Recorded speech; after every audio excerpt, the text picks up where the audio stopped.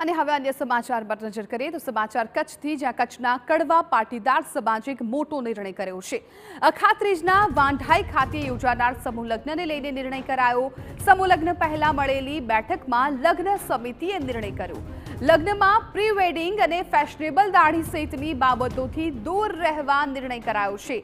લગ્નમાં ફેશન અને વ્યસનથી દૂર રહેવા માટે શપથ પણ લેવડાવવામાં આવ્યા છે। સમૂહ લગ્નમાં 22 યુગલો પ્રભુતામાં પગલાં પાડશે।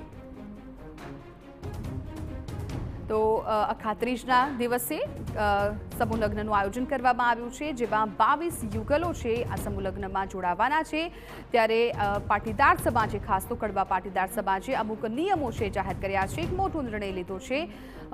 સમૂહ લગ્નમાં જે બેઠક મળી હતી એ બેઠકમાં આ લગ્ન સમિતિએ નિર્ણય કર્યો છે। લગ્નમાં પ્રી વેડિંગ અને ફેશનેબલ દાઢી સહિતની જે બાબતો છે એનાથી દૂર રહેવા માટે કહેવામાં આવ્યું છે, અને લગ્નમાં ફેશન અને વ્યસનથી દૂર રહેવા માટે શપથ પણ લેવડાવવામાં આવ્યા છે। એટલે ખોટો કોઈ ફેશનમાં તરફ ઝુકાવ ના કરે, કોઈ વ્યસન ના કરે, એ બાબત ખાસ ધ્યાન રાખવાની રહેશે। સમૂહ લગ્નમાં 22 યુગલો છે એ પ્રભુતામાં પગલાં માંડશે।